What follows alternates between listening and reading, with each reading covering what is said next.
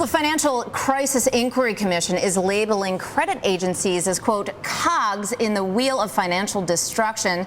But that has not stopped my next guest from jumping headfirst into this industry. And some say Jules Kroll practically invented corporate intelligence. He's the man Kuwait hired to uncover the wealth of Saddam Hussein. And he's also the same man that the Haitian government hired to track down financial assets linked to Jean-Claude Duvalier. Well, now Jules has started his own bond rating firm, and he joins us now to talk about his latest venture. I mean, we could spend a whole hour just talking about some of your exploits. I mean, in 2003, you helped discover where Eddie Lampert was being held when he was kidnapped, big hedge fund billionaire. But let's talk about your expertise and how you developed this expertise in finding people and finding assets. Well, as it relates to the bond rating business, of course, the key is diligence. And due diligence was always an important part of my former business.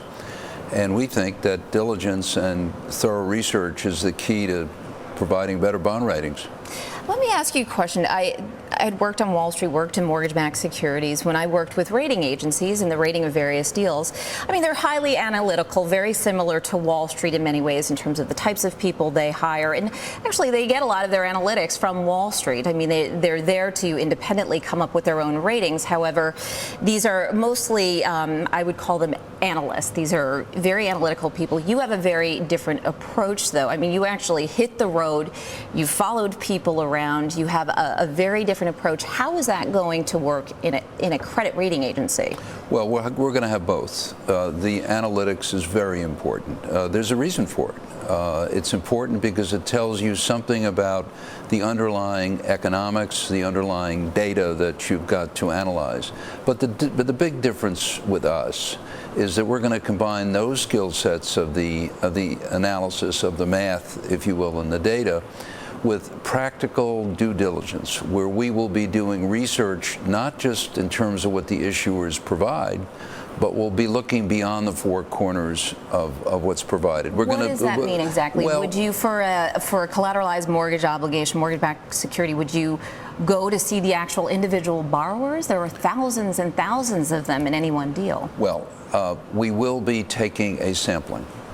We'll be using our own people to be doing some of that sampling, none of which is done now. We'll also be using related services, and we have another business, K2, that is in the due diligence business. So it's a combination of the analysis of data combined with the tried and true methods of due diligence to do that kind of research. Now, you have some very impressive backers of the firm, well-known venture capitalists. What about clients at this point? How many have signed up, and what businesses will you be in? Will you be rating muni bonds, mortgage-backed securities, credit derivatives as well?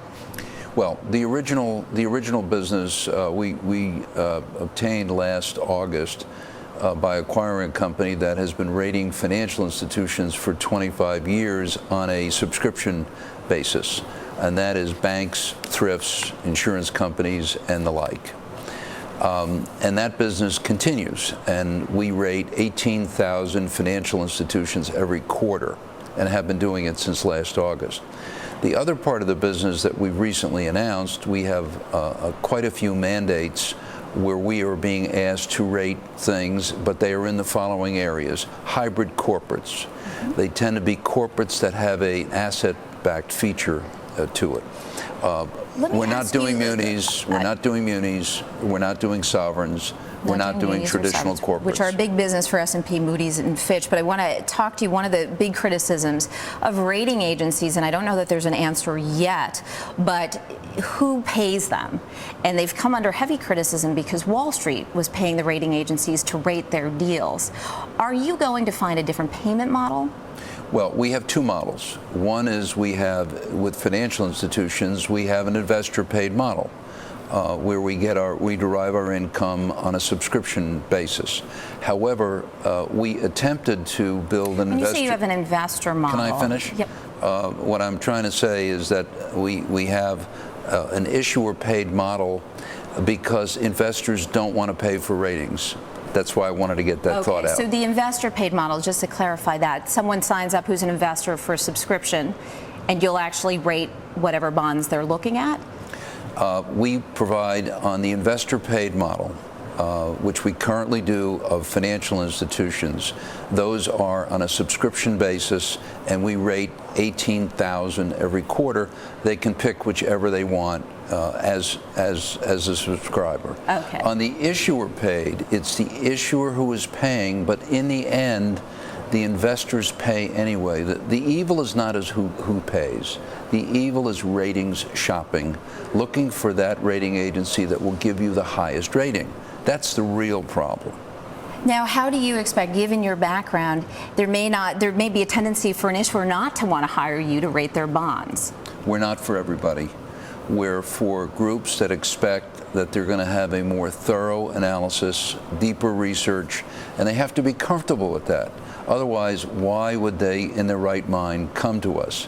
So they should expect that we will do deeper research. We plan to be fair, and everything we do will be without any black boxes. There will be no mystery. Complete transparency. Complete transparency. All right. Thank you so much, Jules Kroll, for joining us today. Pleasure to have you on the show.